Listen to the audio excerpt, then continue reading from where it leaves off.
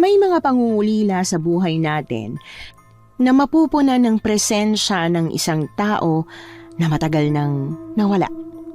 Ang paglisan na yun marahil ay dala ng iba't ibang kadahilanan.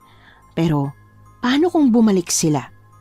Subalit kasabay ng pagbabalik na yon ang kadiliman na hindi mo kailanman nanaisin na sumaklob sa buhay mo. Ganyan po ang tema ng ating kwento ngayon. Pero bago ang lahat, kung bago ka pa lang dito sa channel, please like, subscribe, and hit the notification bell para updated kayo sa bawat kwentong ilalabas. May bago tayong kwento 2 o 3 beses sa isang linggo. At ngayon, para sa tampok nating kwento. Hanggang saan natin kakayanin ang pangungulila sa ating mga mahal sa buhay? At paano kung malaman mo ang katotohanan sa likod ng pag-alis nila? Matatanggap mo ba kung kaakibat noon ay isang bagay na tanging sa bangungot lang matatagpuan? Magandang araw sa inyo, Miss Anne, at sa masusugid na tagapakinig ng inyong channel. Tawagin niyo na lamang po ako sa pangalang Mona. Sa loob ng mahabang panahon, nangungulila ako sa aking ina na nang-iwan sa akin noong bata pa ako. Kaya naman nagpa siya akong hanapin at alamin kung ano ang tunay na nangyari sa kanya. Kasama ang aking mga kaibigan na sina Lenlen at Fernan, pakinggan niyo kung saan po kami dinala ng aking maling desisyon. Len, kumusta? Oh, ikaw pala ate. Okay lang ako. Mabuti at napadalaw ka na. Siyempre, tapos na kasi ang gawain ko. Ikaw ba? Nakakainis nga si nanay. Biruin mo, piningot ang tenga ko. Bakit? Ano na naman bang ginawa mo? Wala lang naman. Nasunog ko lang naman yung kanin. Kahit naman ako pipingutin kita. Si ano nga pala? Hindi ba siya pumunta? Wala pa. Bakit po ba hinahanap yun? Wala lang naman. Ate, wag mong kakausapin yung antipatiko na yun ah. Kahit nakaibigan natin siya, mahirap pa rin siya pagkatiwalaan. Bakit naman? Mabait naman si Fernan ah. Tsaka ikaw lang naman na may problema sa kanya. Huh? Mabait? San banda? Ewan ko sa'yo ate. Mukhang ginayuma ka na yata ng lalaking yun. Loka, hindi no. Ikaw talaga kung ano-ano na lang lumalabas sa bibig mo. Huwag ka masyadong judgmental sa tao. Hindi mo pa nga nakakasama at nakikilalang mabuti yung tao tapos ginajudge mo na. Hay ate, basta ako binalaan na kita ha. Huwag kang tatakbo para magsumbong sa akin kapag pinaiyak ka niyan. Grabe naman ito. Sa tingin mo ba, kakausapin ko yun? Alam mo namang maraming babae yung nagkakandara pa sa lalaking yun. Ayoko na makidagdag pa. Tama yan ate. Tama. Sabi nga ni Andrew humanap ka ng pangit at ibigin mo ng tunay. Dahil hindi ka sasaktan ng pangit. Hindi ka tulad ng mga gwapo, mga chick boy at antipatiko. Alam mo, ikaw nakakatawa ka talaga. Pati yung si Andrew nadamay pa. Tama naman talaga yung kanta niya.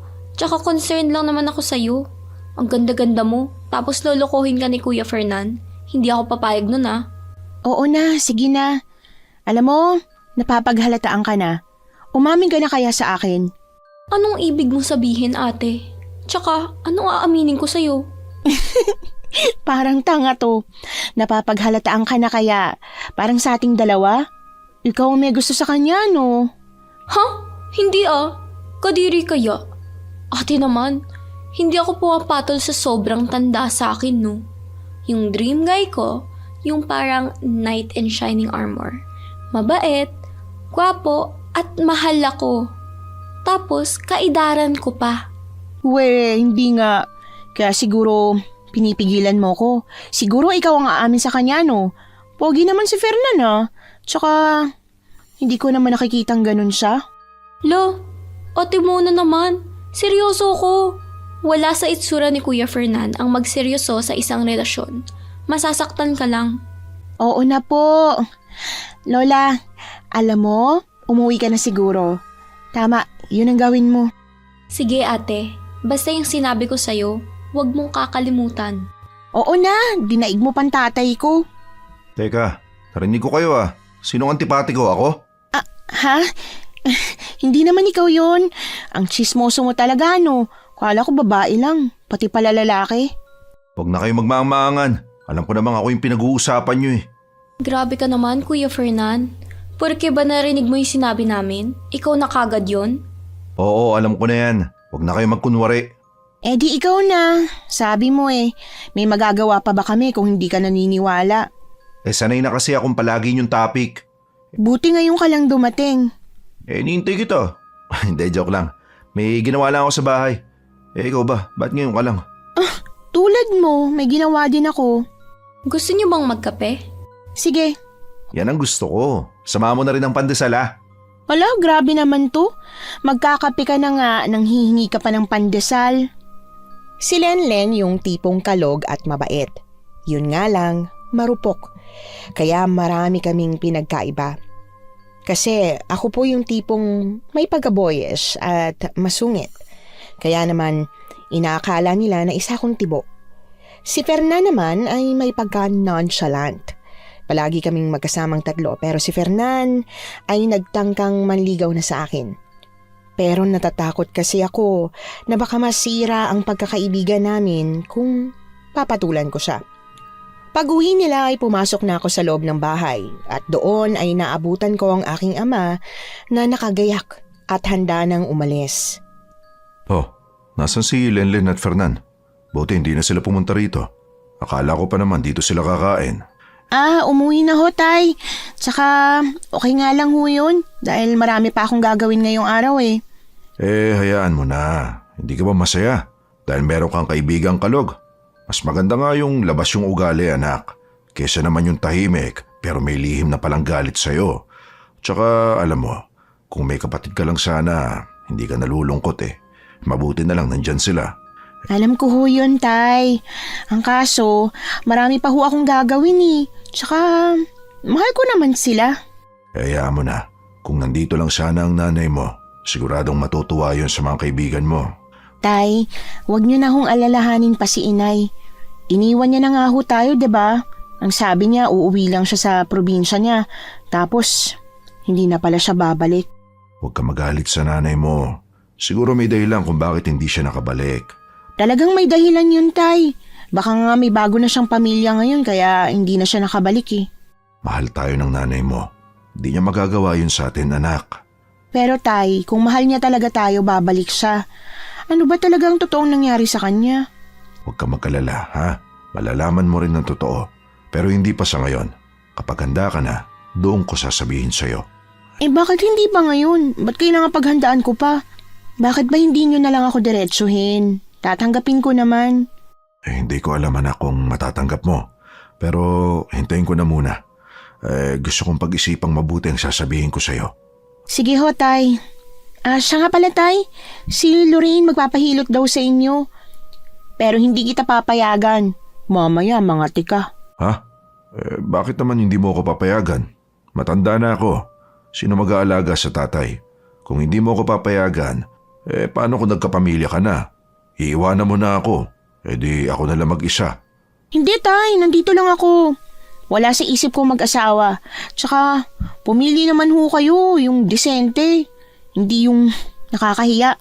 Tapos lalandiin ka lang nun. Basta tay, ayoko. Oo na, sige na. Susundin ko ang sinabi mo. Tsaka hindi ko siya maasikaso. Maraming nagpapagamot sa akin. Good, tay.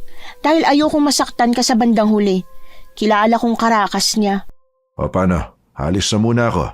Gagamutin ko kasi ang nasaniba sa kabayanan. Sige ho, tay. Mag-iingat ho kayo. Oo na. Dinaig ka pa ng lola mo kung manermon. Abay, syempre. Wala na si Lola, kaya akong papalit sa kanya. Loko ka talaga. Kami na lamang dalawa ang magkasama sa buhay, Miss Anne, sapagkat wala na ho akong ina. Wala kaming balita sa kanya simula nang umuwi siya sa probinsya at hindi na bumalik pa. Basta ang tinanim ko na lamang sa isipan ko noon ay baka hindi niya na talaga kami mahal, kung kaya't nagawa niya kaming iwan ni Itay. Bata pa ako noon at walang kamuwang-muwang nang iwan niya kami. Sa totoo lang po, Miss Anne, ay napakaswerte pa nga niya kung tutuusin kay Itay. Bukod sa masipag ay napakaresponsable pa. Kaya nakakapagtaka kung bakit nagawa niya kaming iwanan. Pag-alis ng aking ama ay ginawa ko na ang mga gawaing bahay at nagluto na rin ako para pagdating niya ay kakain na lamang siya. Graduate na ho ako ng high school. Kahit na gusto ko na magtrabaho ay ayaw naman ng aking ama. Ang dahilan niya ay bata pa raw kasi siya at kaya niya pa akong buhayin. Pero ang hindi niya alam ay meron akong maliit na negosyo. Gumagawa kasi ako ng mga bracelet at ibinibenta ko yon.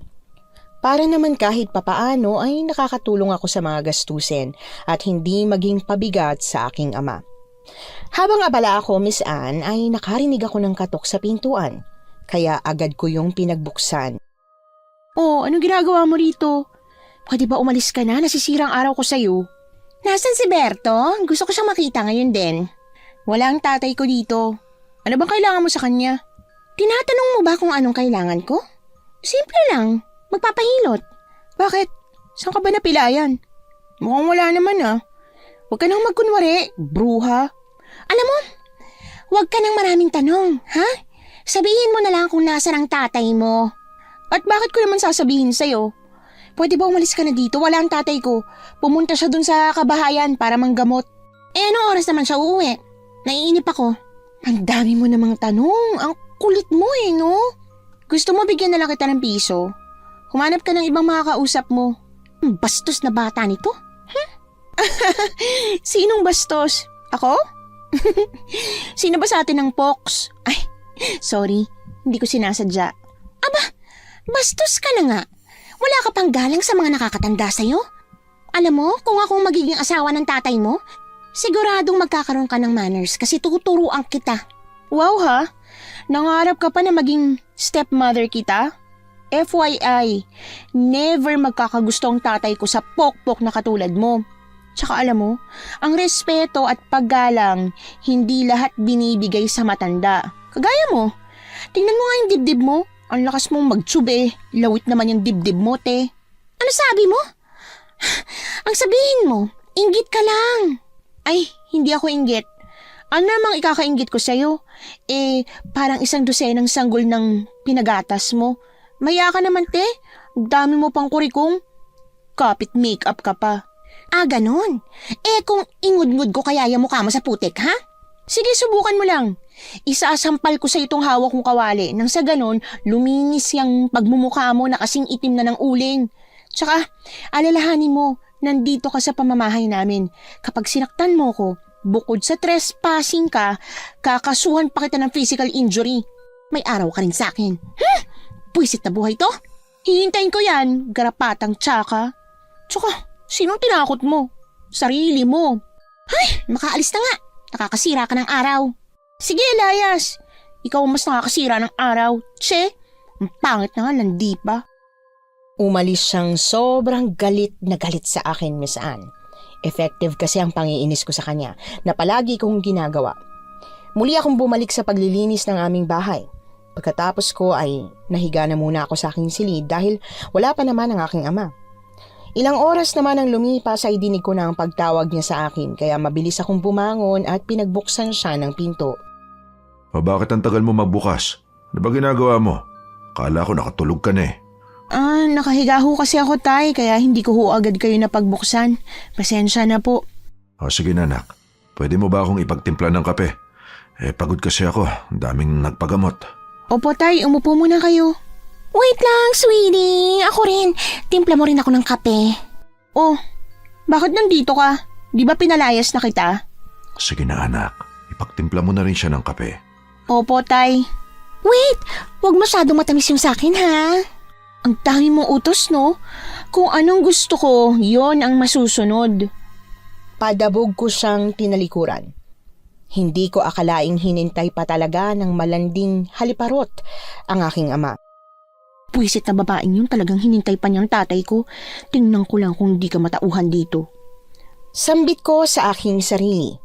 Pagkatapos ko silang ipagtimplang dalawa, ay agad ko ring dinala yon sa kanila. Kita ko ang palihim nilang tinginan sa isa't isa na labis ko namang kinainis. O tay, kape niyo ho. Walang higad yan kaya hindi ho kayo mangangate. Salamat, anak. Yung sa akin? Eto, Di ka makapaghintay. Anak, Okay lang. Sadyang palabiro pala ang anak mo. pasensya na ha. Hindi naman talaga ganyan si Mona. Nangungulila lang kasi siya sa nanay niya. Ay, hindi. Ayos lang. Alam mo, siguro, kailangan ko lang mainitan. Pwede mo ba akong hilutin? Sobrang sakit na kasi ng katawan ko eh. Ay, ganun ba? Saan ba banda ang masakit mo? Dito sa likod. Sobrang sakit talaga. Sobra. Sige. Taas mo ang damit mo sa likod para mahilot ko. Pwede bang yung dito na lang sa harap ang itaas ko? Ang sakit din kasi eh. Mahiya ka naman. Baka nakakalimutan mo nasa harapan ako. Ay, sorry. Akala ko kasi poste. Poste? Patawa ka, te. Mas maganda pa ang katawan ko sa'yo. Tay, doon na muna ako sa kwarto ko. Nakakawalang gana ho kasi dito eh. Sige anak. Tumungo na nga ako sa aking silid, Miss Anne. Buwisit na buwisit ako dahil sa nakikita ko. Gustong gusto kong sabunutan at sampalin ang babaeng yon dahil sa kakalandi niya sa aking ama. Hindi ako mapakali sa aking higaan. Kaya naman bumangon ako upang silipin sa siwang kung ano ang ginagawa ng haliparot na si Lorraine. At hindi nga ako nagkamali, Miss Anne, dahil kitang-kita ko kung paano nito dinikit ang kanyang sarili at halos maghubad na nga ito sa harap ng aking ama. Ang aking ama naman ay patuloy lang sa paglayo dahil dito ay sobrang nabwisit talaga ako. Kaya naman lumabas na ako upang hindi matuloy ang binabalak nito sa aking ama. Tay! Ano to? Anak, Anong ginagawa mo sa tatay ko? Gusto mo bang putulin ko yung kamay mo? Ay, wala! Bakit? Meron ba? Wala naman kaming ginagawang masama. Huwag ka nang magmaang-maangan, bistado ka na. anak, pakiusap. Walang mali siyang ginagawa niya. Binabastos na kayo ng malanding babaeng yan eh. Tsaka, sa akin may mali siya. Ayoko ng ganyan, tay. Alam mo yan. Alam ko naman yun. Tsaka, hindi ganun yun, anak. Sige na, Lorraine. Mas mabuti pa siguro umuwi ka na. Pero magpapahilot pa ako eh. Tapusin mo muna. Para naman guminhawang pakiramdam ko, di ba? Sige na, pagod na rin ako. Kailangan ko na magpahinga. Pero Robert, narinig mo naman, di ba? Ang sabi ng tatay ko, magpapahinga na siya. Siguro naman hindi ka bingi. Alam mo, nakakainis ka talaga. Kung hindi ka lang anak ni Robert? Ano? Ano kung hindi ako anak ng tatay ko? Tumingin ito ng masama sa akin. At pagkatapos ay padabog itong umalis na halos gusto kong saktan. Ang aking ama naman ay naiiling lang dahil sa inasta ko. Mona, anak. Bakit mo naman ginawa yon? Nakakahiya. Ano namang nakakaya dun, tay? Tama lang sa kanya yun. Customer ko siya. Sayang din kasi ang binabayad niya. Mukhang naakit na ho kayo ah. Hindi naman sa ganun. Ang akin lang sana, hindi mo na siya pinatulan. Kahit na, nakakainis. Napakamot na lang ng batok ang aking ama. Batid naman itong ayoko kay Lorraine. Bukod sa marami itong nakakasamang lalaki araw-araw, ay baka saktan lang nito ang aking tatay Robert. Sumunod na araw naman ay muling bumalik si Lorraine. At sa pagkakataong yon ay kitang-kita ko ang kanilang paglalandi ang dalawa. Ano ibig sabihin nito, tay? Mona, Sinasabi ko na nga ba? Anong meron sa inyong dalawa? magpapaliwanag ako. Bakit? Tay! Anak, ayaw mo na bang maging masaya ang tatay mo? Gusto mo maging masaya? Pero bakit siya pa? Ang daming babaeng matitino dyan. Mahal ko siya, anak. Hindi hadlang kung ano man siya. Saan ka naman dadali ng pagmamahal na yan? Kapag niloko ka niyan? Baka nga hindi lang kayo eh. Alam niyo naman kung anong trabaho niyan, di ba? Mona, nagbabago na siya. Talaga? Kailan? Kapag mahuli mo na, tay. Mona, tama na. Pagkagalit kayo sa akin? Totoo naman, di ba? Hoy, matuto kang gumalang sa nakakatanda, ha? Tumigil ka! Baka gusto mong paputukin ko yung bunganga mo. Tumigil ka muna, Lorraine. Anak, kasi baka magalit ka sa akin. May relasyon kami ni Lorraine. Matagal na. So, totoo nga na may relasyon kayo ng babae na yan? Gano'n na nga. So, ngayong alam mo na, wala nang dahilan para itago pa namin ito. Akala ko ba si nanay lang? Bakit ngayon? Ipagpapalit mo na nga siya sa isang bayaran pa. Anak, May pangangailangan din ng tatay mo. At alam naman nating hindi nababalik ang nanay mo, di ba? Akala ko ba ayaw nyo na mag-asawa ulit? Alam mo, tanggapin mo na lang na wala ka ng nanay. Iniwan niya na kayo ni Robert. Pero handa ko naman punan yung pagkukulang niya bilang asawa ng tatay mo at nanay sa iyo. Oo, galit ako sa nanay ko.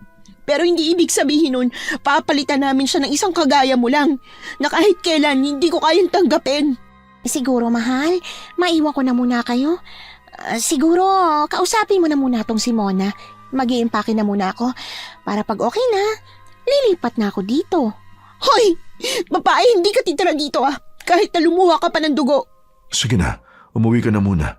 Mag-uusap lang kami. Sobra akong nashock sa nalaman ko, Miss Anne. Hindi ko alam na may matagal na palang itinatago sa akin ang aking ama.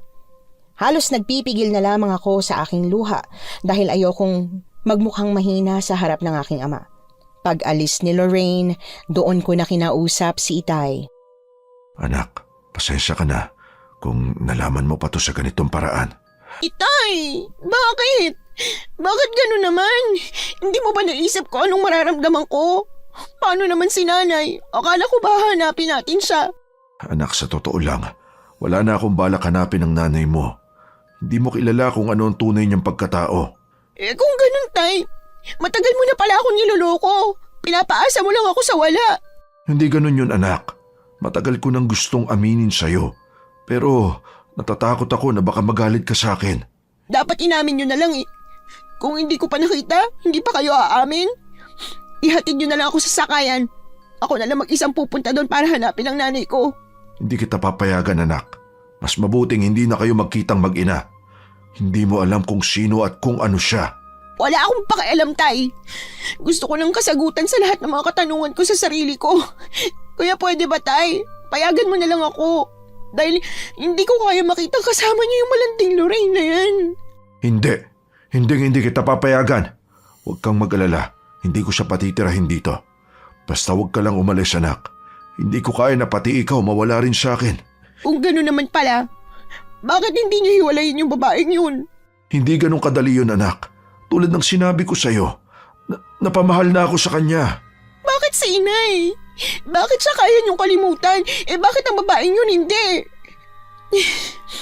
Sige na ho, Tay. Pupunta na lang muna ako sa kwarto ko. Anak, sorry. Pero matanda na ako. Kapag nagkapamilya ka na, iiwanan mo rin ako. Kaya sana pagbigyan mo na ako. Hindi ko alam, Tay. Aalis na muna ako. Anak, kausapin mo naman ako. Tsaka na lang ho, Tay. Kapag hiniwalayin niyo na ho yung babaeng yun. Hindi na siya nakakibo pa, Miss Anne. Sa totoo lang ay hindi ko matanggap na ganun lang kadali ang pagsisinungaling niya sa akin. Alam ko nasasaktan din siya dahil sa mga sinabi ko, Miss Anne. Hindi na ako lumabas pa nang mangyari yon. Maging nung hapunan ay hindi rin ako kumain. Na para bang nawalan na ako ng gana sa lahat. Kinabukasan ay tanghali na akong lumabas dahil alam kong wala na ang aking ama noon. Agad akong naglinis at nagluto. Kahit naman galit ako sa aking ama, Miss Anne, ayokong siya ang gagawa ng mga gawain ko. Nang makatapos ay naligo at kumain muna ako. Pagkatapos ay tumungo na ako sa bahay nila Lenlen dahil ayokong mapirmi sa bahay. Dahil siguradong pupunta doon yung kabit ng aking ama. Magkape ka muna, ate. Mukhang wala ka sa mood ngayon ah. Ano ba ang problema, te? Sinabi mo pa, galit na galit talaga ako. Ewan. Hindi ko alam kung hanggang kailan ko dadali ng galit na to. Bakit? May nangyari ba? Share mo naman sa akin, te. Oo, ang dami. Hindi ko alam kung kaya ko bang tanggapin ang mga nalaman ko. Huh? Ano naman? Alam mo ba, yung malanding Lorraine na yun, kabit ng tatay ko. Huh? We? Talaga? Paano mo nalaman? Simple lang. Nahuli ko sila kanina. Gumagawa ba ng milagro? Ikaw pala, Fernan. Hindi pa naman umaabot sa ganun. Muntik pa lang. Oh, kala ko kontento na siya sa mga lalaking nilalandi niya. Hindi pa pala. Biruin mo, pati si Mang Robert, hindi niya pinatawad. Yun nga rin ang nasa isip ko. Ewan ko ba sa tatay ko? Alam naman niya kung anong trabaho ni Lorraine alam mo naman si Lorraine.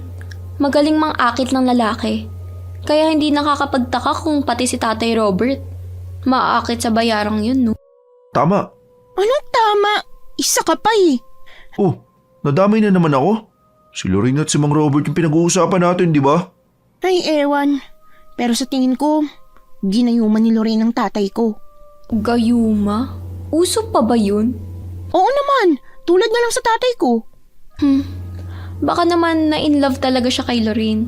Alam mo naman, sa ganda at alindog nun, siguradong maraming nakakandara pa at naglalaway na lalaki sa kanya dito sa atin. Ang sabihin mo nilalandi niya. Kaya kapag doon talaga yung tumira sa bahay, mas mabuti pang umalis na lang ako doon. At ako na lang siguro maghahanap sa nanay ko. Sigurado ka? Ikaw lang mag-isa? Alam mo ba kung saan nakatira yung kamag-anak niyo? Hindi, pero kasama ko naman si magtanong. Sama naman ako. Gusto ko din kasing mamasyal. Oy, pati ako ha. Huwag mo akong kalilimutan. Ay naku, wag na. Mamaya kapag may nangyari doon na hindi inaasahan alalahanin ko pa kayo, kaya wag na lang. Sige na ate. Promise, hindi ako magiging pabigat sa'yo.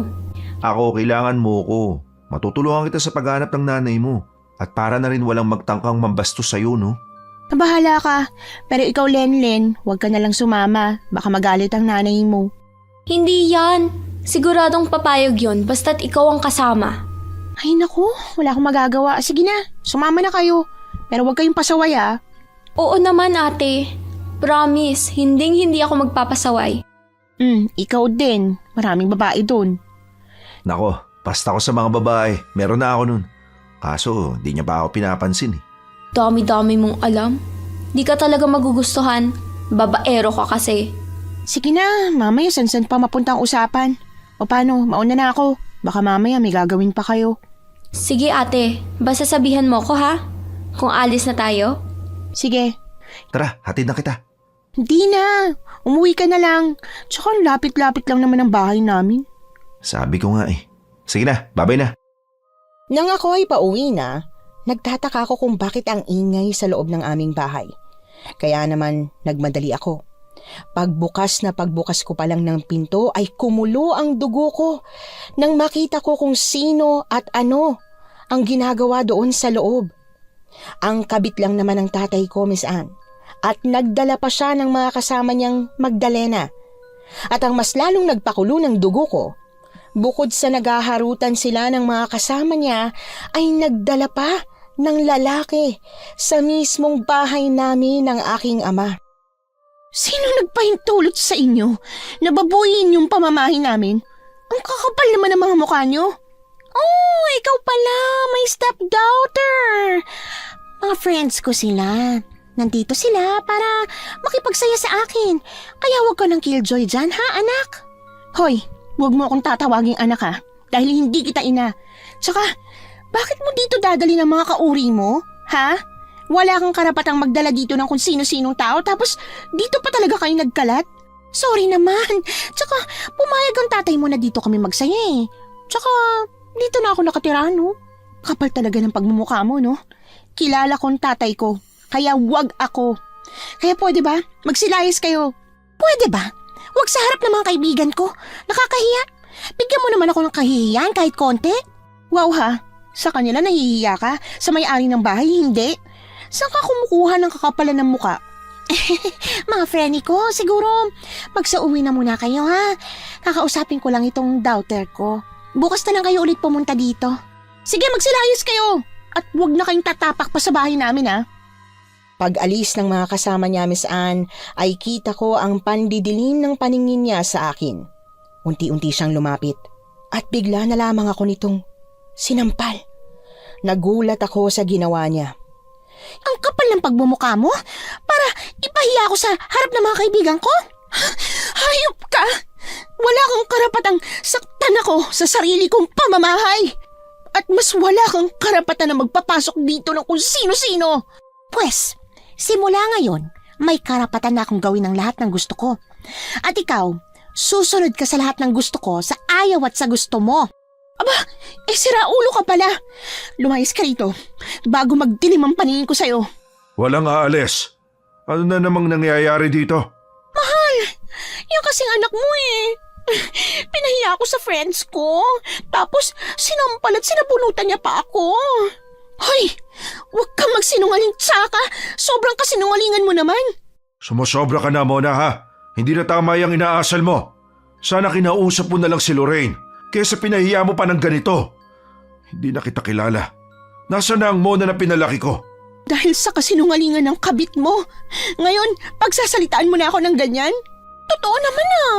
Pinahiya mo nga ako, tapos nagawa mo pa akong sampalin. Ang sakit kaya ng mukha ko, grabe ka. Tama na! Pwede ba? Ikaw muna, hindi kita tinuruang maging bastos. Tsaka bakit mo sinasaktan si Lorraine? Hindi mo ba alam na buntis siya? Ha? Paano kung makunan siya?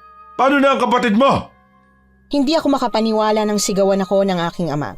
Dahil sa kasinungalingan ng kanyang kabit at hindi ko lang matanggap na nabuntis niya si Lorraine, Miss Anne. Samantalang ako yung agrabyado. Hindi ko alam kung anong isasagot ko. Hanggang sa hindi ko na malayang unti-unti na palang umaalpas ang luha sa aking mga mata. Anak, pasensya na. Hindi ko sinasadyang sigawan ka. Hindi, Tay. Sinadya mo na. Anak mo ako, di ba? So, ako dapat ang kinakampihan mo. Bakit? Alam mo ba kung ano nangyari dito? Anak, sorry. Hindi ko talaga sinasadya.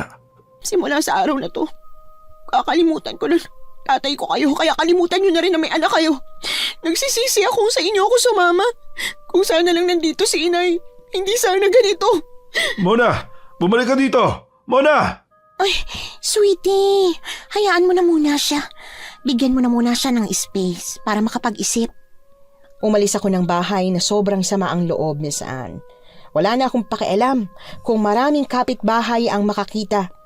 Kahit anong gawin kong pagsirko-sirko ng posibleng dahilan ng aking ama, hindi ko talaga matanggap na nabuntis niya ang kanyang kabit. Muli akong bumalik sa bahay ni na Lenlen. Nagulat naman ito nang makitang umiiyak ako. Oh ate, bakit umiiyak ka? Ano nangyari? Sino nagpaiyak sa'yo? Ang sakit, Lenlen. Hindi ko akalaing kakampihan ni Ita yung babaeng yun. Ha? Teka ate, ano ba talaga nangyari? Maraming nangyari, Lenlen. Bukas aalis na ako. Sasama ka pa ba? Ha? Oo naman ate, sasama talaga ako. Sige, dahil bukas na bukas aalis na tayo. Kukunin ko lang yung mga damit ko. Tutal, may bago ng pamilya ang tatay ko. Ano? Bagong pamilya? Oo, dahil nabuntis na niya yung malanding higad na Lorraine na yon. Ano? Totoo ba talaga? Oo, kaya nga alis na ako, diba? My gosh! Nakakashock naman ang binalita mo sa akin, te. Pwede ba ako makitulog dito? Oo naman, pwedeng-pwede. Nagpasalamat ako sa kanya, Miss Anne. Napakaswerte ko pa rin dahil meron akong kaibigan at kapatid na maituturing. Sinamahan naman niya akong umuwi upang kunin ang mga gamit ko. Pag-uwi ko ay bumungad sa akin si Lorraine na nakangisi. Nakatitig pa ito sa akin na nakakainsulto. Gustuhin ko mang sampalin siya upang kahit papaano ay makaganti ako sa pananakit niya sa akin kanina. Hindi ko magawa dahil buntis siya. Binangga ko na lang siya at nilagpasan. Ang aking ama naman ay nakatingin lang sa akin at halata ko rito na mugto ang kanyang mga mata. Sumunod naman si Lenlen sa akin. Len, pwedeng patulong? Sige ate, dadali mo ba talaga lahat yan? Oo, lahat ng mga importanteng gamit ko. Sige ate. Nang mailagay ko na ang lahat ng gamit ko na importante, Miss Anne, ay lumabas na nga kami ni Lenlen. Kita ko ang gulat at pagtataka sa mata ng aking ama. Habang si Lorraine naman ay palihim na natutuwa. Saan ka pupunta? Aalis na. Ano pa ba ako dito? Anak, hindi mo kailangang umalis sa bahay natin. Humihingi na ako ng paumanin sa pagsigaw ko sa'yo. Gusto mong patawarin kita, Tay? Sige, patatawarin kita. Pero paalisin mo na yung kabit mo. Hindi ka nga nakakasiguro kung anak mo ba talaga yung pinagbubuntis niyan. Aminado naman ako na meron tayong hindi pagkakaunawaan. Pero si Robert talaga ang tatay ng dinadala ko. Kaya sana patawarin mo na siya. Huwag kang plastic. Kilala kita. Anak, pakiusap naman oh. Huwag mo namang iwan si tatay. Buo na ho ang desisyon ko. Hahanapin ko ho si nanay. Aalamin ko kung ano talaga nangyari sa kanya. Hindi pwede. Mapanganib. Hindi mo alam ang papasukin mo. Bakit, Tay? Sabihin niyo sa akin kung anong panganib ang naghihintay sa akin. Sabihin niyo! Hindi ka maaaring pumunta ron mag-isa. Hindi mo sila kilala. Kung wala ho kayong magandang paliwanag, Tay, pwede ho ba? Tumigil na lang ho kayo. Pabayaan niyo na ako. Ay di sige. Gawin mo ang gusto mo. Tignan ko kung hanggang saan ka dadalhin ng pagmamataas mo. Naku, tama na, sweetheart. Hayaan mo na muna siya. Dahil sa inis ko, Miss Anne, hindi na ako lumingon pa. Basta na lang kaming umalis ni Lenlen. Sobrang bigat talaga ng loob ko. Ngunit wala na akong magagawa.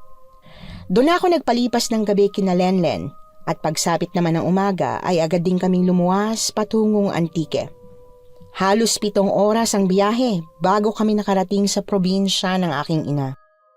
Grabe, nakakapagod talagang biyahe. Halos gabi na tayong nakarating dito. Siguro, standby muna tayo rito. Gabi na oh. Wala na rin masasakyan eh. Ha? E di buong magdamag tayo dito? Ang lamok pa naman, Ate Mona. Hayaan mo na. Ayun lang namang gabi. Tiisin mo na lang. Kasi naman ang lamok kaya, ate. Tingnan mo to. Akala ko ba wala kang reklamo? Kaya nga sumama ka, 'di ba? Sorry naman po. Ay nako, ikaw talaga. Oo na. Pero alam mo, nakakatakot dito. Kung doon na lang kaya tayo makitulog. Mamaya may mga multo pa dito. Ay nako, sumama ka, 'di ba? Kaya huwag ka na magreklamo. Oo na. Doon na lamang kami nagpalipas ng gabi, Miss Anne. Dahil wala na rin naman kaming masasakyan pang tricycle. 7:00 na ng gabi nang makarating kami doon. Ang nakapagtataka lang ay maaga pa kung tutuusin ng mga sandaling yon, ngunit wala ka nang makikita pang tao na nasa labas. Ang inisip ko na lamang noon ay baka hindi katulad sa lugar na aking kinalakihan. Kinabukasan, nagising kami sa ingay ng mga tao sa paligid. Ano ba yan? Nakakainis. Kaaga-aga ang ingay-ingay. Naku, bangon na. Tanghali na, Lenlen. Tanghali na? Nakakahiya, ate.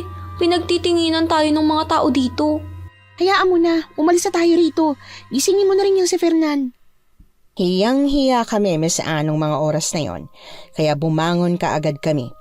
Dahil pakiramdam ko ay lalamunin na kami ng lupa sa sobrang kahihiyan. Mabuti na lamang at may pumarada ng tricycle kaya agad kaming nakasakay. Habang binabaybay ng aming sinasakyan ng daanan, nagmasid-masid ako sa paligid. Wala akong nakikitang kabahayan, puro nagtataas ang puno lamang ang aking nakikita. At walang gaanong sinag ng araw ang nakakalampas sa mga makakapal na dahon ng puno. Grabe, Ate Mona. Nakakatakot naman dito kahit sa araw. Sigurado ka bang itong daan patungo sa Barrio Silang? Hindi ko alam. Hindi naman siguro tayo lolokohin ng sinasakyan natin to. Sus, hindi naman niya siguro gagawin yun, no? Halos abutin kami ng 2 oras bago kami nakarating sa Barrio Silang. Sa kanto pa lang ay binaba na kami ng driver. Hindi ko maintindihan kung bakit ayaw na nitong tumuloy. Basta na lamang kaming binaba nito at pinayuhang mag-ingat. Hala siya! Iniwan lang tayo dito, Ate Mona? Grabe naman yun! Ay, hayaan mo na. Wala tayong magagawa. Marami namang tao, oh. Marami nga, ate. Pero nakakatakot kaya sila. Tignan mo naman, halos lahat sila nakatingin at nakangiti sa atin. Pabayaan mo na lang. Huwag mo nang pansinin. Baka ganito talaga dito sa kanila. Kahit na, ang iitim ng gilagid nila oh. Para bang hindi sila nagtutoothbrush. Tapos para din silang mga adik. Tignan mo mga mata nila oh. Mabuti pa tumigil ka na lang, pwede ba? Masyado ka ng judgmental eh. Nakakahiya kapag narinig ka pa ng iba. Sorry naman, te. Naiiling na lamang ako sa sinasabi niya. Aaminin ko, Miss Anne, maging ako ay nakaramdam din ng takot. Dahil kakaibang pagngiti at pagtingin ng mga taong naninirahan doon. Kakaiba ang kanilang pananamit. Para bang napaglipasan na sila ng panahon. At kapansin-pansin din, Miss Anne, na wala kang makikitang hayop na nagkalat sa kalsada. Nagsimula na nga kaming magtanong-tanong sa mga tao doon. Ang iba ay hindi kami kinikibo, Miss Anne. Habang yung iba naman ay sumasagot nga, ngunit napakalayo naman sa tanong. Hanggang sa may isang matandang babae na tindera sa karinderya ang nakapagsabi sa akin kung saan ko matatagpuan ang aking ina. Nagpasalamat naman ako sa kanya at niyaya na ang mga kasama ko. Ang hirap kausap ng mga tao dito, no ate? Pansin mo rin? Ang weird, diba? Parang wala sa sarili yung mga tao dito. Oo nga ate, magmadali na lang tayo para makarating na tayo sa bahay ng nanay mo. Kinakabahan ako. Hindi ko alam kung kilala pa ako ng nanay ko. Bata pa kasi ako nang iwan niya eh. Okay lang yan te, ang importante, pagkatapos ng mahabang panahon ay magkikita na rin kayo sa wakas. Hindi ko alam ang mararamdaman ko minsan. Kung dapat ba akong magalit sa pag-iwan niya o mananaig ba ang pangungulila ko sa aking ina. Malapit na kami sa itinurong bahay ng matandang babae. Nang marating namin ang bahay nito, ay nakapagtataka dahil sarado ang pinto at maging ang mga bintana. At para bang abandonado na. Tumawag na lang tayo. Baka nandyan lang yan sa loob. Oo, ako nang tatawag. Ako na. Baka hindi nila marinig ang boses mo eh. Tao po! May tao po ba dyan? Hello po! Tara na, mukhang walang tao. Meron yan. Isa pang tawag ah. Tao po! May tao po ba dyan? Sa patuloy na pagtawag ni Fernan ay may babaeng lumabas. Hindi naman ako makapaniwala, Miss Anne, dahil ang mukhang yon ay hindi ko kailanman malilimutan. Ang mukha na matagal ko nang gustong makita. Gusto kong maluhan ng mga sandaling yon, Miss Anne. Pinipigilan ko lang. Gusto kong alamin kung makikilala pa ba niya ang kanyang anak na iniwan niya.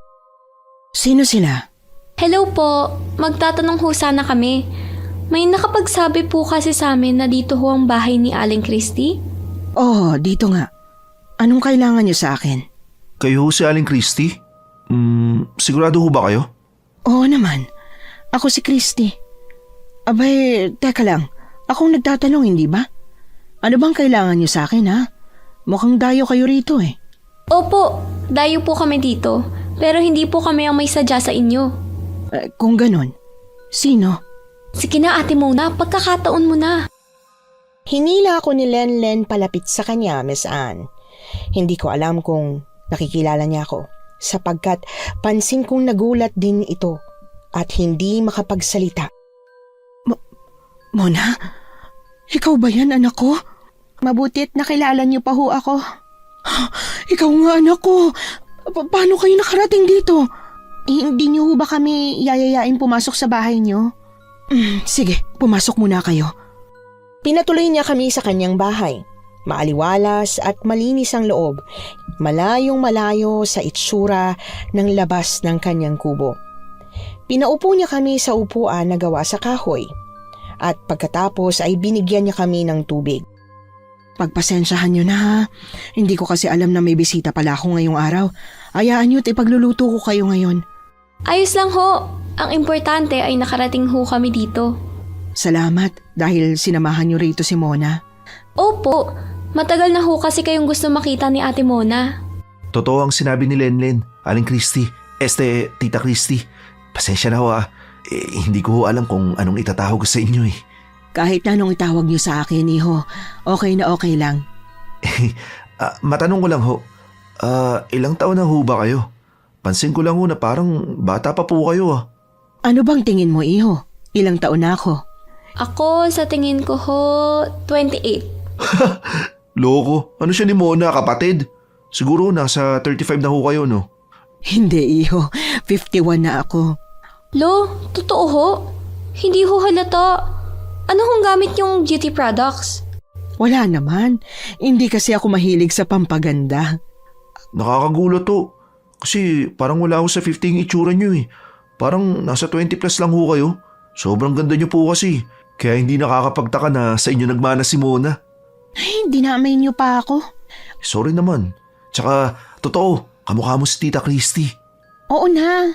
Anak, pwede ba tayo mag-usap? Para saan pa ba? Siguro doon na muna kami sa labas ni Lenlen para po makapag-usap ho kayo. Paglabas ni Lenlen at Fernan ay doon na ako kinausap ng aking ina. Kinandado niya ang pinto. Siniguradong walang makakapasok. pagkatapos ay doon niya ako hinarap.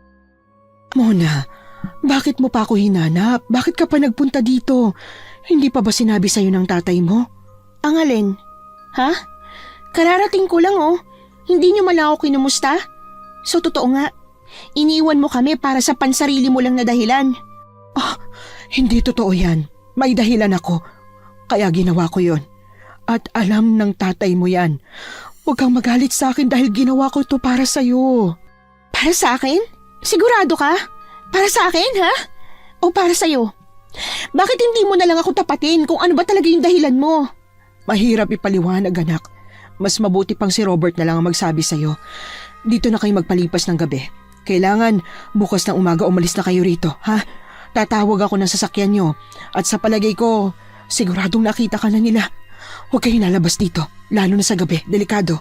Teka lang ha, hindi mo pa sinasagot yung tanong ko tapos aalis ako ng basta-basta lang? Grabe ka naman. Patawad anak, pero kailangan mo nang umalis. Hindi ka pwede magtagal dito. Tandaan mo, mahal na mahal kita. Pinagsisihan kong nabuhay ako sa mundong ito pero ikaw anak, hindi kita pinagsisisihan. Napaluha ako, Miss Anne, dahil napakasakit nito sa akin na hindi man lang ako binigyan ng pagkakataon ng aking ina na makasama siya. Ramdam kong may itinatago siya. Isang mahigpit na yakap lang ang ginawad niya sa akin. Sige, aalis na kami. Ngayon mismo. Basta't ito ho ang tatandaan nyo. Wag na wag kayong babalik sa buhay ko. Wag na. Simula ngayon, wala na akong ina. Iisipin ko na lang talagang patay ka na. Patawad anak. Mas mabuting kamuhian mo ko kaysa mapahamak ka. Tama na! Pwede ba? Ayoko nang marinig pang iba mo pang sasabihin. Padabog kong binuksan ang pinto. Pinuntahan ko kaagad ang mga kaibigan ko na naghihintay sa akin. Nagulat sila nang makitang lumuluha ako. Ate Mona, bakit umiiyak ka? Oh, ano nangyari? Umalis na tayo. Huh? Saan tayo pupunta, ate? Uuwi na. Teka lang, di ba gusto mo makita at makasama yung nanay mo?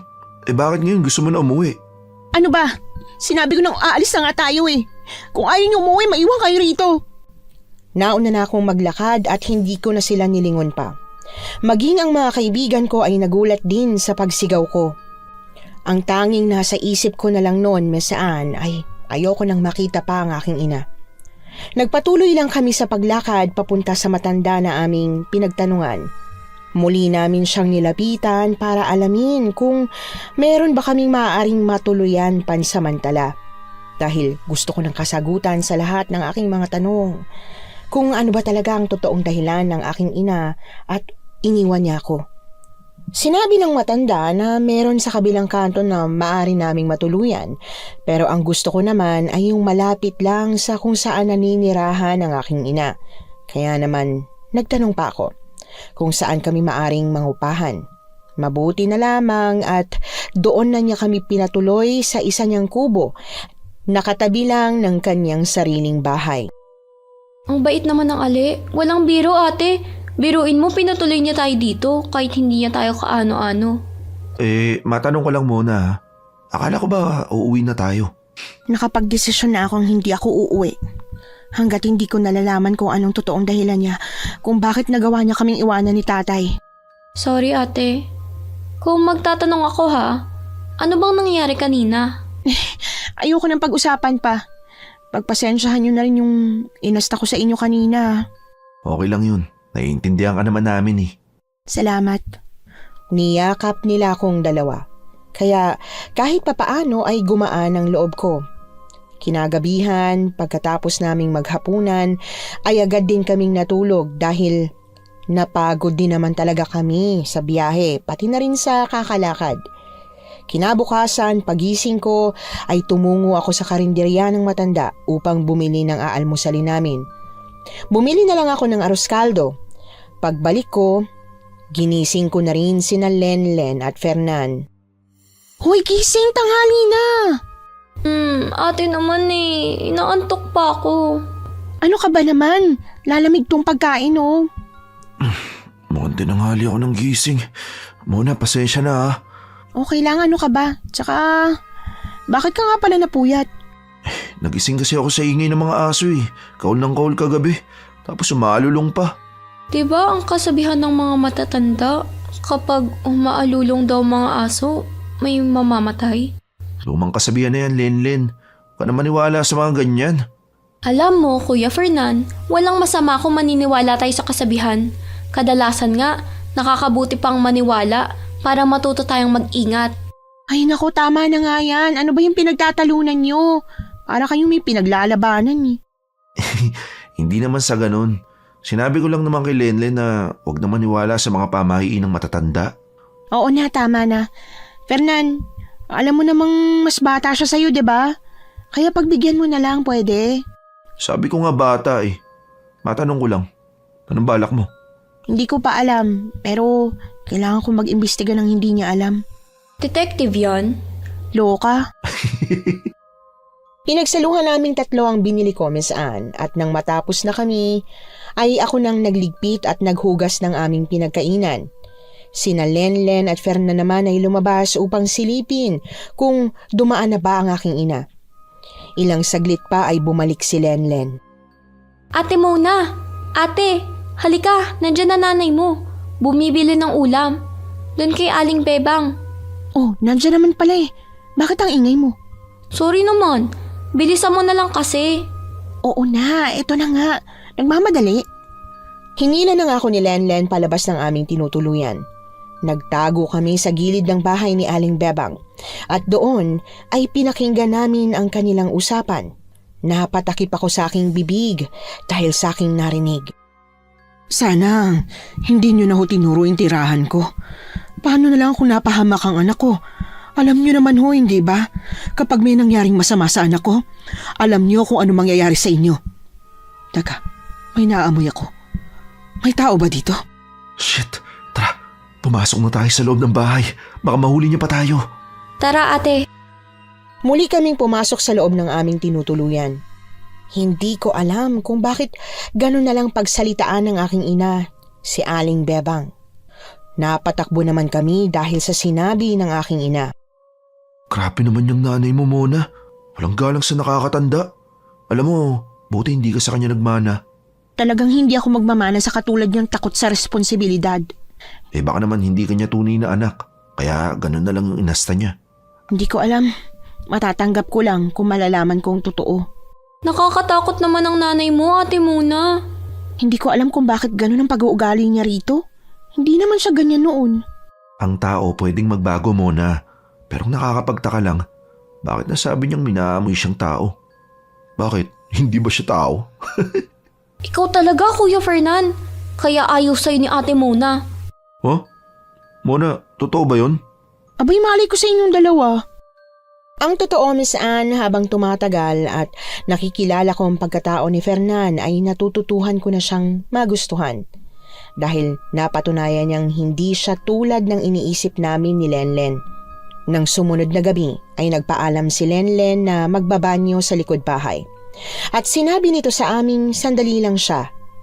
Dahil kakain na kami ng mga oras na yon. Ngunit makailang minuto pa ang lumipas ay hindi pa rin ito bumabalik. Teka, bakit ang tagal ni Lenlen? Kaya nga, sumakit ba't siya nun? Eh, sabi niya iihi lang siya, di ba? Pwede mo ba siyang tawagin? Sige, hintayin mo ako rito. Pakiramdam ko ay napakabagal ng pagtakbo ng orasan. Ilang minuto pa ay bumalik si Fernan na tila may pag-aalala. Oh, nasa na si Lenlen? Wala siya sa banyo. Ano? Imposible yan. Hindi naman naalis dito ng gabi si Lenlen. Alam ko, ayoko mang isipin mo na pakiramdam ko may nangyari sa kanya. Ano ibig mo sabihin? May nakita akong bakas ng dugo. Ano? Diyos ko naman. Nasa na si Lenlen? Hindi ko mapapatawad ang sarili ko pag may nangyaring masama sa kanya. Hindi mo kasalanan. Hahanapin natin siya. Tara na. Hanapin na natin siya ngayong gabi. Hindi ako makakatulog hanggat hindi natin siya nakikita. Siguro ipagpabukas na lang natin. Madilim ang paligid. Walang kailaw-ilaw. Kahit pa. Pero delikado sa labas. Hindi natin alam kung ano nangyari kay Lenlen. Hindi ako mapapanatag. Kung ayaw mo, ako na lang hahanap kay Lenlen. Teka, sasama ako. Lumabas nga kami nung gabing yon, Miss Anne. Muli kaming tumungo sa banyo at nakita ko nga ang bakas ng dugo sa sahig. Kaya naman mas lalo akong nangangamba na baka may nangyari ng masama kay Lenlen. Madilim ang paligid at wala kang makikitang liwanag.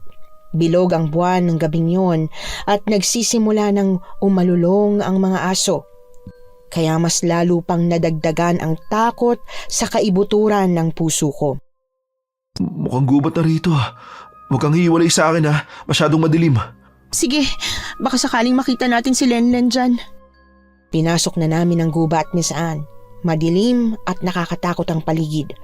Habang naglalakad kami at pilit na inaaninag ang paligid ay bigla na lamang kaming nakarinig ng pag-angil ng isang hayop na hindi namin mawari kung saan ba nagmumula. Ano yun? Huwag kang maingay. Tara na, bumalik na tayo. Paano si Lenlen? Kailangan natin siyang hanapin. Ka naman matigas ang ulo. Kapag may nangyari sa atin, wala na tayong tsansa na makita pa si Mona. Pero, hindi pwedeng ipagbabukas natin yung paghahanap. Nag-aalala na ako kay Lenlen. Sa ngayon, hindi pa talaga natin siya makikita. Napakadilim at hindi natin alam kung sino o kung ano ang kumuha sa kanya. Habang nagtatalo kami ay muli na naman naming narinig ang malakas na pag-angil. Papalapit ito sa amin kaya naman kumaripas kami ng takbo. Hanggang sa matapilok ako sa isang bato. Hindi ako makatayo dahil sa sobrang sakit ng paa ko. Talintikan na. Kaya mo pa bang ilakad? Hindi, mukhang napilayan ako. Halika, aalalayan kita. Inalalayan ako ni Fernan hanggang sa makalabas kami ng gubat. Ang akala namin okay na. Ngunit nagkakamali pala kami. Habang papauwi kami ay may isang nilalang na nakaabang sa aming daraanan. Malaki ang pangangatawan, kakaiba ang tindig at tila naglalaway. Nangilabot kami nang umangil ito ng malakas. Ano yan? Anong gagawin natin? Nakaharang siya sa daan, papalapit na siya. Bilis, pumasang ka sa akin. Pero Fernan, mabigat ako. Mabibigatan ka sa akin. Wala na tayong pagpipilian. Pasa na! Pumasan nga ako kay Fernan Mesaan. Ang nilalang naman ay papalapit na sa amin habang naglalaway pa rin. Si Fernan naman ay lakad-takbo ang ginawa. Hindi niya alintana ang bigat ko. Kaya mo pa ba? Nakasunod siya sa atin. Ito na nga bang sinasabi ko eh. Tama nga ang kutob ko na may aswang dito. Aswang? So, aswang nga yung sumusunod sa atin? Oo, huwag kang bibitaw. Teka, hindi mo na kaya. Ibaba mo na ako. Hindi pwede. Maaabutan niya tayo. Wala nang pakialam si Fernan sa kanyang dinaraanan. Kahit na nadadapa na siya, ay patuloy pa rin siya sa pagtakbo. Hanggang sa malapit na kami sa aming tinutuluyan. Konti na lang, malapit na tayo. Magdahan-dahan ka. Ang gusto lang naman namin ay makapasok na sa loob ng bahay, ngunit nang nasa pintuan na kami, ay bigla na lamang kaming bumagsak sa lupa. Namumuligat pa ako. Hindi ko matayo. Sorry. Ano gagawin natin?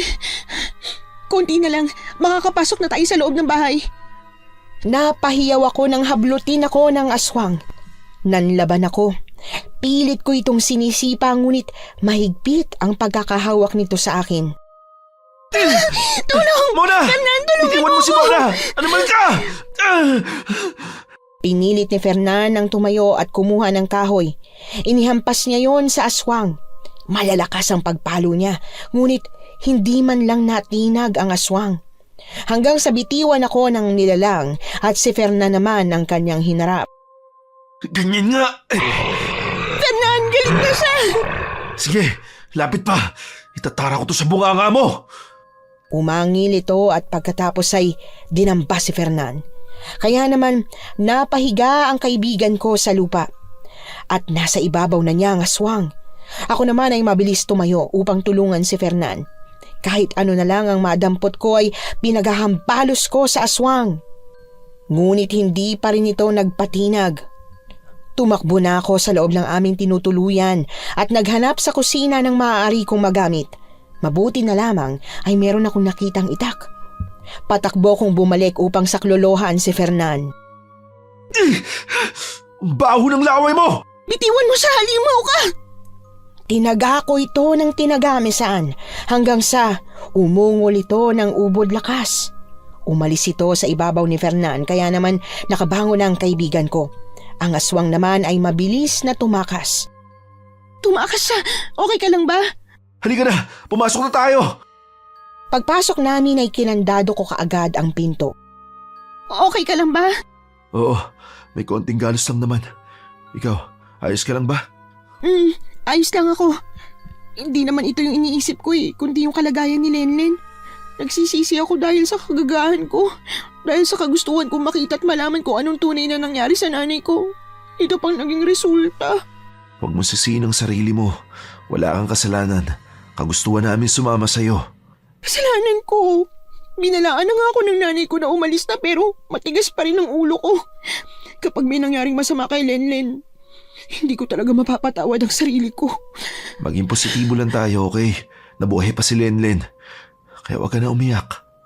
Niyakap ako ni Fernan ng mahigpit, Miss Anne. Labis ako nagsisisi dahil napahamak pa ang mga kaibigan ko sa kagustuhan kong makitang muli ang aking ina.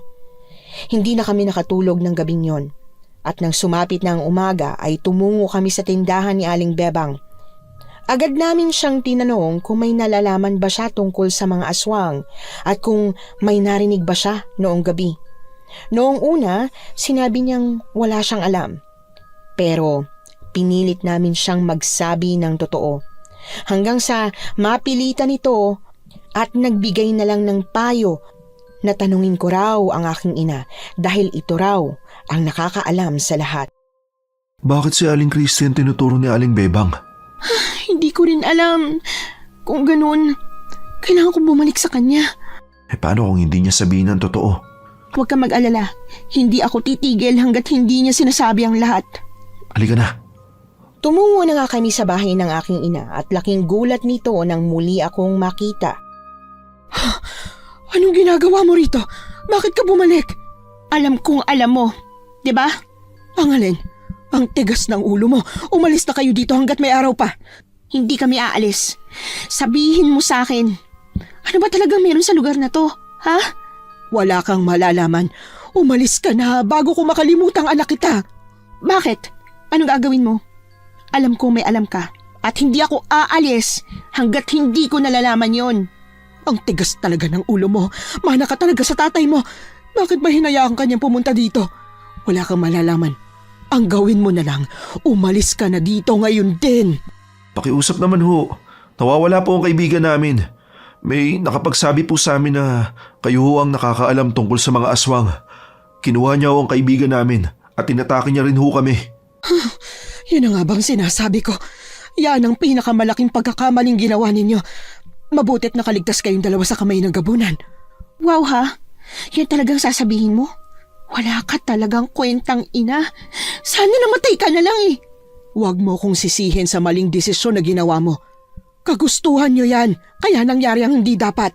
Kung hindi mo ko kayang tulungan bilang anak mo, kami na lang ang maghahanap. May mga tao pa rin naman siguro ditong tutulong sa amin para mahanap ang kaibigan ko. Wala kang pagkakatiwalaan sa lugar na ito. Malinaw ba? Kahit na ako pa. Maiintindihan mo din balang araw ang lahat. Tinalikuran ko na ito, Miss Anne. Tulad nga ng inaasahan ay wala akong napala sa kanya. Muli kaming bumalik sa karenderya ni Aling Bebang at muli kaming nakiusap sa kanya na kung maaari ay sabihin na niya ang totoo. Sige na po. Alam namin na may alam po kayo. Huwag po kayong mag-alala. Wala pong makakaalam na kayo pong nagsabi sa amin. Promise po hindi ho kayo madadamay. Tulungan niyo lang ho kami. Nagsalita na nga si Aling Bebang. Sinabi niya sa amin kung saan namin matatagpuan ang mga aswang na tinatawag nilang gabunan. At matatagpuan daw namin ang mga ito sa gitna ng gubat. Ngunit mariin siyang nagpaalala sa amin na wag na lamang daw naming puntahan yon dahil mamamatay lang daw kami sapagkat hindi raw namin alam kung anong klaseng halimaw ang haharapin namin. Maraming salamat po, Aling Bebang. Huwag ho kayong mag-alala. Mananatiling lihim po ang lahat ng ito. Mauna na ho kami. Maraming salamat po. Bago kami umalis ay may binigay si Aling Bebang sa amin. Para yung latigo. Sinabi nito na magagamit namin yon bilang proteksyon. Pagkatapos kong magpasalamat ay umalis na nga kami kaagad. Tamang-tama. Makakarating kaagad tayo sa gubat. Kailangan natin maganda bago tayo pumasok. Aaminin kong natatakot ako.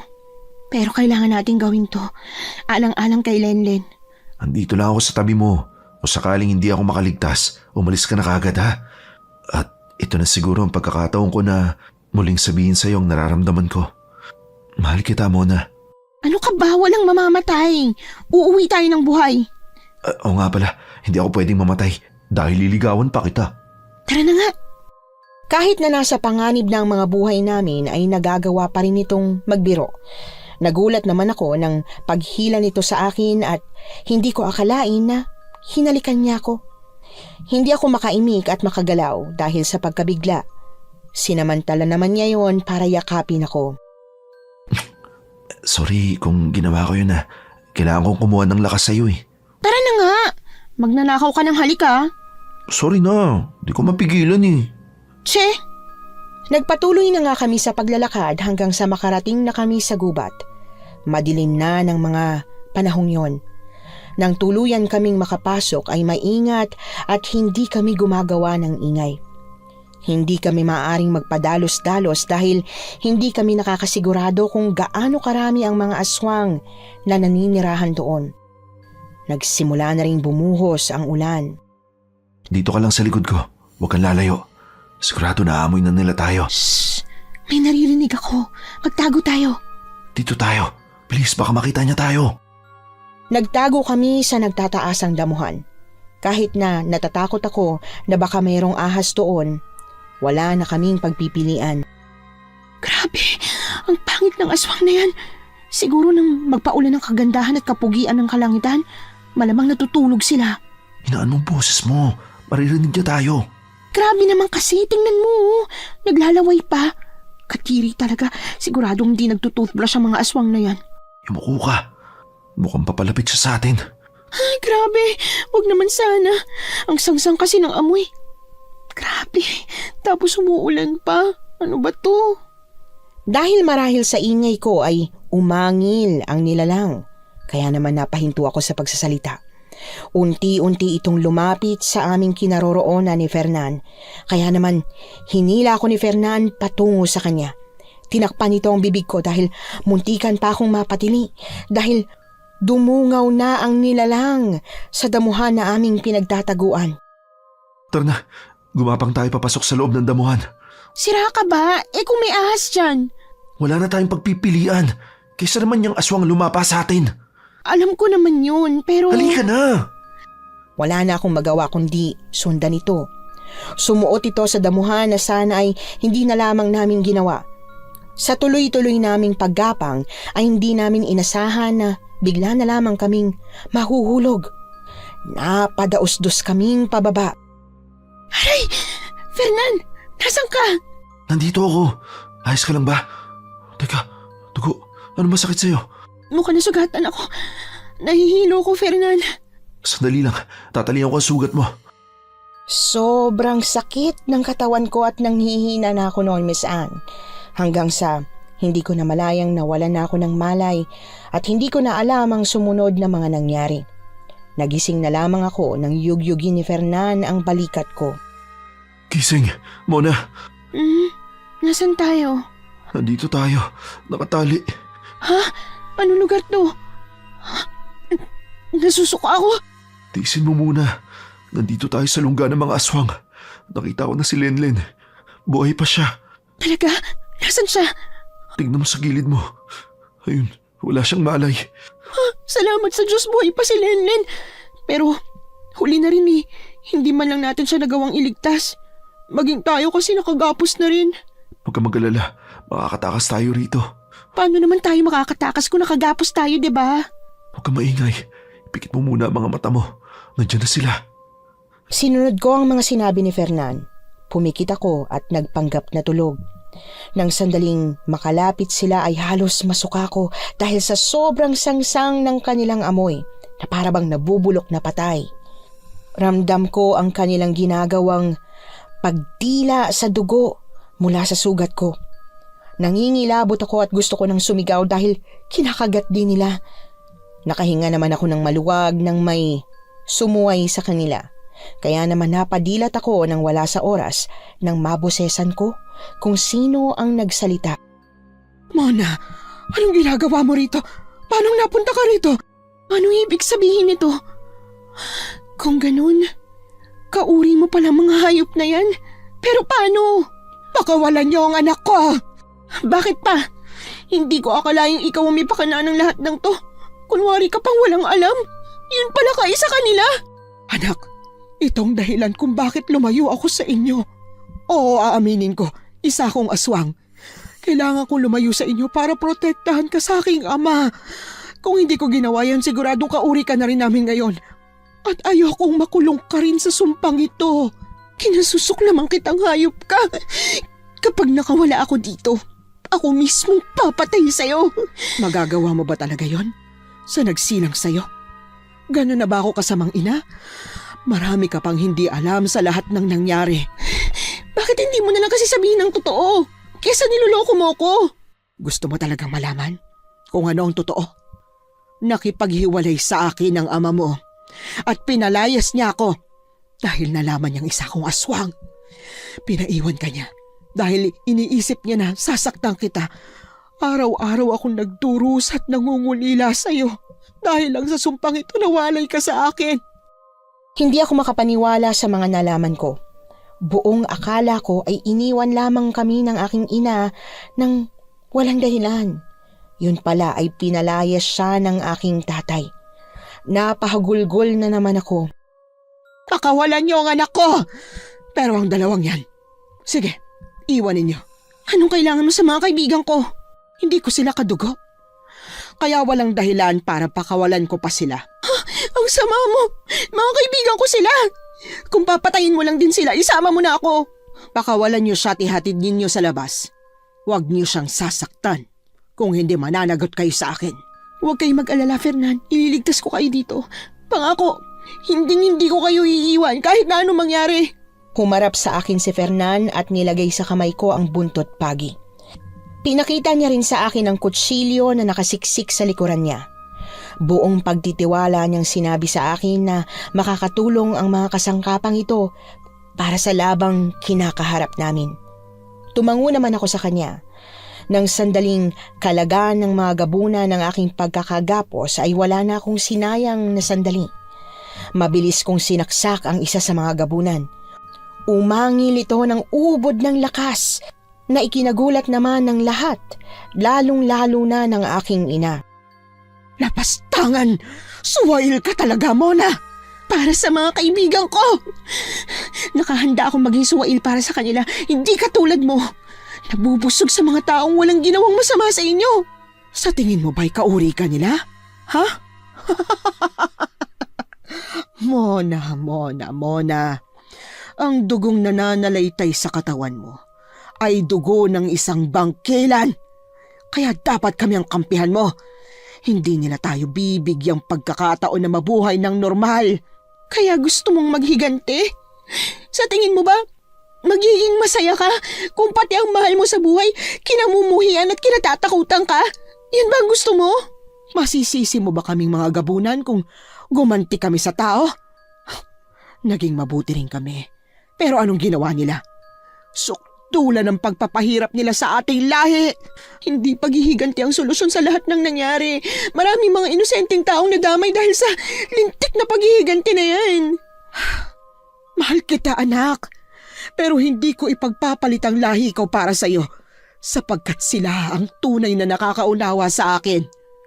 Napailing na lang ako at natatawa dahil sakitid ng utak ng aking ina. Dahan-dahan akong lumapit kay Fernan at pinutol ang tali, kaya naman nakawala ito. Mga lapastangan! Hulihin sila! Ang sama mo! Pinalibutan nila kami ni Fernan, kaya naman mahigpit naming hinawakan ang aming mga sandata. Ang bawat magtangkang lumapit sa amin ay isa-isang nahahagingan ng buntot pagi na hawak ni Fernan, hanggang sa mas lalo silang nagalit at naging mabagsik na aswang.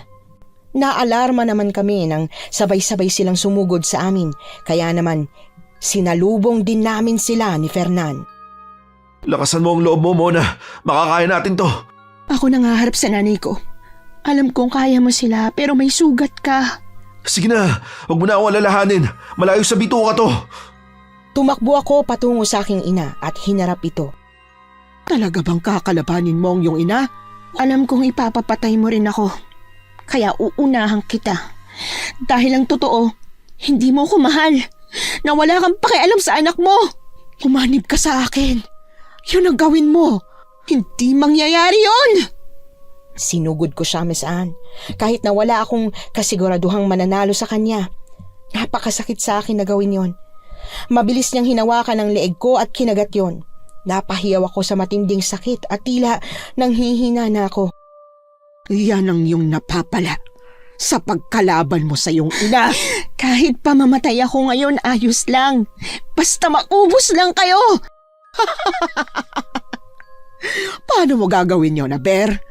Ilang oras lang ay magiging kauri ka na rin namin. Mas gugustuhin ko pang mamatay kaysa maging katulad mo. Wala ka nang magagawa pa. Dahil ang dugong nananalaytay sa iyong mga ugat ay dugo ng aswang. Kung mangyari man yun, ako mismong papatay sa sarili ko kaysa magdusa ako sa sumpang to. Pinilit kong bumangon kahit napakasakit ng leeg ko. Naalarma ako nang papalapit siya kay Fernan na patuloy na inuubos ang kanyang mga kalahi. Kaya naman tumakbo ako at sinakyan siya sa likuran upang mapigilan. Ngunit ibinalibag niya lamang ako. Halos kapusin na ako ng hininga. Nakita naman ako ni Fernan kaya tinulungan na niya ako. Mona, Tanggapin mo na lang kasi na magiging pagkain mo na lang ang lalaking yan. tama na! Anak mo siya! Huwag kang makialam dito. Hindi naman akalain ni Fernan na nasa harapan na niya ang aking ina. Sinakal siya nito ng mahigpit. Wala ka nang magagawa, mortal. Alam mo bang gusto kitang paglaruan bago kainin? Hindi ako natatakot sa'yo! Tama na, pakiusap, pakawalan mo siya. Mas lalo niyang diniina ng pagkakasakal kay Fernan. Halos mawalan na ng ulirat ang kaibigan ko, kaya naman pinilit kong bumangon kahit na napakasakit ng aking katawan. Muli ko siyang sinakyan sa kanyang likuran at sa pagkakataong yon ay mahigpit ko siyang niyakap. Kahit sa sobrang sakit ng ginagawa nitong pagkalmot sa akin. Gawin mo na! Pero nanay mo pa rin siya. Wala akong pakialam. Papatayin niya rin tayo pag nakawala siya. Bahala na nga! Nilatigo ni Fernan ang aking ina hanggang sa sabay kaming bumagsak sa lupa. Humihiyaw sa sakit ang aking ina. Masakit sa akin ang hirap na pinagdaraanan niya. Ngunit kailangan ko itong gawin para matapos na rin ang kasama niya. Mahal kita, Nay. At patawad kung kailangan ko nang tapusin ang kasamahan mo. Itinarak ko sa kanya ang punyal ng walang tigil. Halos maligo na siya sa sarili niyang dugo. Ako naman ay patuloy lang ang pag-agos ng luha. Naalala ko ang pag-aalaga niya sa akin at pagmamahal noong bata pa ako. Ang lahat ng yon ay alam kong hindi na mangyayari pang muli. Bago ito tuluyang malagutan ng hininga, ay mas lalo akong napahagulgol sa huli niyang sinabi. Mahal na mahal kita, anak. Patawarin mo ko kung nagawa ko sa iyong lahat ng ito. Alam mo, kung may hihilingin man ako, yun ay ang muling mabuhay bilang ordinaryong tao. Nang sa ganun ay muli kitang makasama. Patawarin mo ako, Nay. Wala kang kasalanan. Huwag mong sisihin ang sarili mo.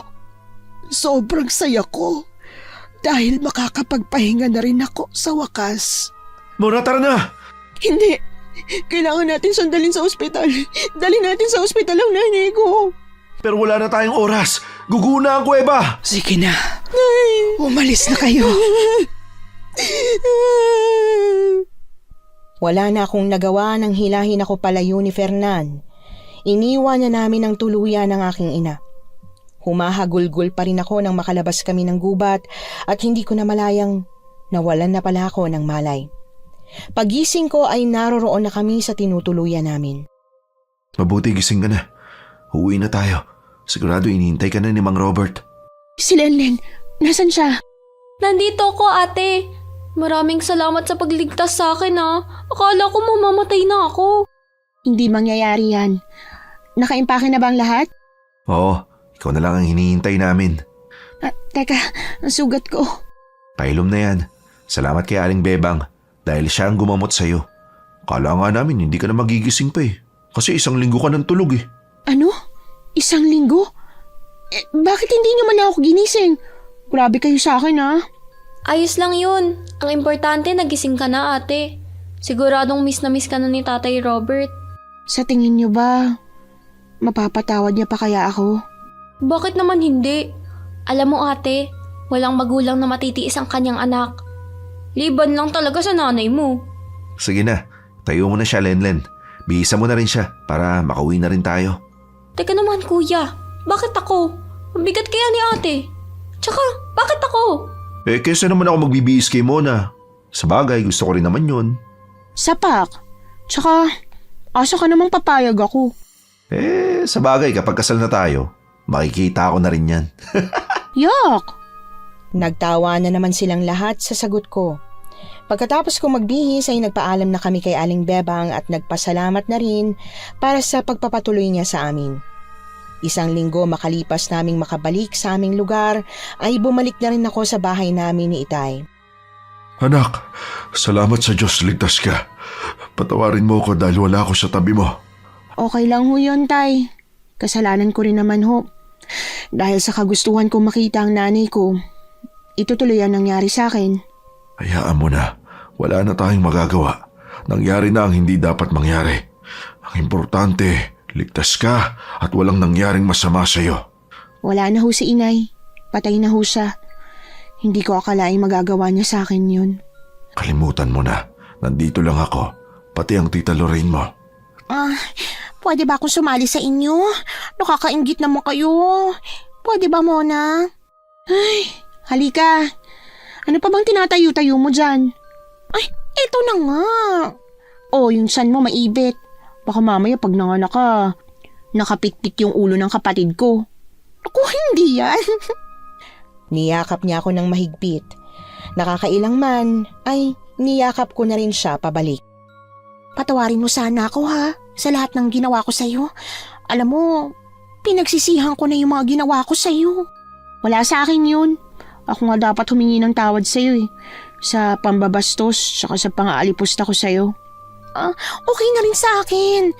Gusto ko sanang magpakananay sa'yo eh. Kung pwede lang, kung payag ka. Bakit hindi natin subukan? Wala namang mawawala, diba? Basta siguruhin mong hindi mo sasaktan ng tatay ko, ah. Ay, ano ka ba? Nagbago na ako, ano? Hindi na ako katulad ng inaakala mo. Sinabi ko na rin sa tatay mo na ako may kasalanan, kaya sorry na talaga, ha?